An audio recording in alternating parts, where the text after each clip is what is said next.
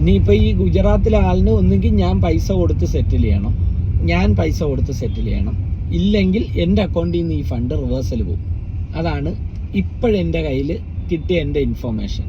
ഈ സൈബറിൽ നിന്ന് എനിക്ക് കിട്ടിയ ഇൻഫോർമേഷൻസ് ആയതെന്ന് പറഞ്ഞാൽ അവർ പറയുന്നത് ഈ പറഞ്ഞ കണക്ക് ഇവർ എവിടെയൊക്കെ ഫണ്ടുകൾ അയച്ചോ അവിടെ എല്ലാം ഇത് ലോക്ക് ചെയ്തതിന് ശേഷം ഇതൊരു അവൻ്റെ എമൗണ്ടുമായിട്ട് ഫുൾ മാച്ച് ചെയ്ത്, അതായത് ഇപ്പം അവനെ പറ്റിച്ചാൽ ചിലപ്പോൾ ഇനി 5 ലക്ഷമാണോ 10 ലക്ഷമാണോ നമുക്കറിയത്തില്ല.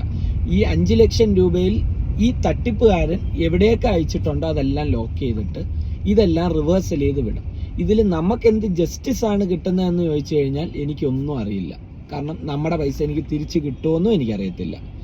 എൻ്റെ പൈസ ഹോൾഡിൽ നിൽക്കുമോ അതോ ഇന്ന് റിവേഴ്സലായിട്ട് ഈ പറഞ്ഞ ലെവൽ 1 or 0 ഉള്ള ആൾ, അതായത് ഈ പരാതിക്കാരന് തിരിച്ചയച്ചു കൊടുക്കും. അതായത് ഇപ്പം ഞാൻ ജോലി ചെയ്ത് എനിക്ക് പോലും അറിയാത്ത ഒരാൾക്ക് എൻ്റെ ഒരു കസ്റ്റമർ ഇപ്പം വന്നു, ഞാൻ ജോലി ചെയ്യുന്ന പൈസ അവൻ പറ്റിച്ച അവനിക്ക് ഞാൻ കൊടുക്കുവാണ്. അപ്പം ഈ കള്ളൻ പിന്നെയും വലുതാവുകയാണ്.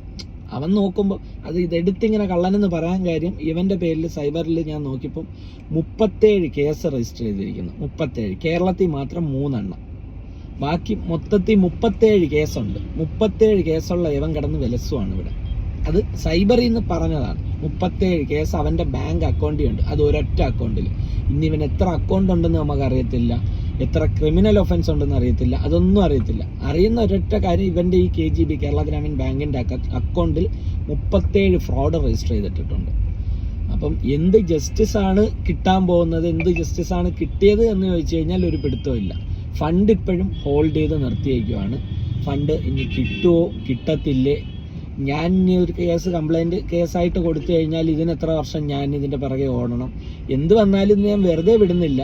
കാരണം ഇനിയിപ്പോൾ ഈ 46,000 പിടിക്കാനായിട്ട് ഈ പറഞ്ഞ കണക്ക് 50,000 മുടക്കേണ്ടി വന്നാലും ഇതിൽ എന്താണ് ഇതിൻ്റെ പ്രൊസീഡിങ്സ് എന്നുള്ളത് പഠിക്കണമല്ലോ, അറിയണം. കാരണം ഞാൻ മണി എക്സ്ചേഞ്ച് നടത്തുവാണ്, ഇന്നും നാളെയും മറ്റന്നായും എല്ലാം മണി എക്സ്ചേഞ്ചിലാണ്, മനസ്സിലാവുന്നു. അപ്പം ഇനിയും ഇതേ കണക്കുള്ള ഫ്രോഡുകൾ വരാൻ ചാൻസുകൾ കൂടിയ സ്ഥലമാണ് ഈ പറഞ്ഞ മണി എക്സ്ചേഞ്ച്. അപ്പം നമ്മൾ മാക്സിമം കസ്റ്റമറിനെ ഡയറക്റ്റ് നോക്കി കണ്ടു എടുത്തു. പക്ഷേ ഇവരുടെ അക്കൗണ്ടിലെ ഡീറ്റെയിൽസ് നമുക്ക് ആരും ഷെയർ ചെയ്യത്തില്ല, ബാങ്കിൽ നിന്ന് പോലും ഷെയറിംഗ് ഇല്ല.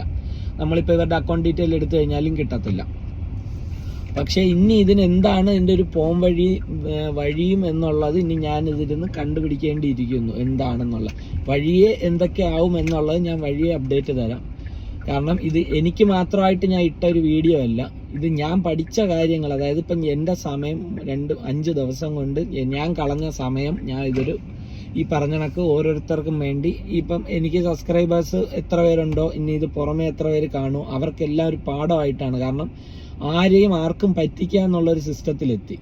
ഒരു തുണിക്കച്ചവടക്കാരൻ്റെ കടയിൽ കയറി തുണി മേടിക്കുന്നു, ഏതെങ്കിലും ഫ്രോഡ് അക്കൗണ്ടിൽ നിന്ന് ഫണ്ട് അയക്കുന്നു,